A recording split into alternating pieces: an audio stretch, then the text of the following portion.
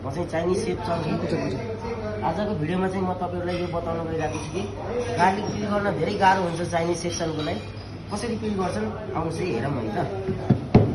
यसलाई चाहिँ यसरी हामीले यो चाहिँ हाम्रो बेस्ट पार्ट हुन्छ हाम्रो इन्टरनेसनल वेमा जाने हो भने। अनि यसलाई हामीले यस्तो गरिन्छ, यस्तो गऱ्यो भने चाहिँ हाम्रो 2 मिनटमा, यो चाहिँ मेरो 5 मिनटको मेहनत है, 5 मिनटमा मैले यत्रो गार्लिक छिलिसकेको छु 1 केजी। 2 मिनटमा हेर्नु होला, फेरि पनि म देखाइदिन्छु। यसको मुनिको पार्ट चाहिँ निकाल्नुपर्छ।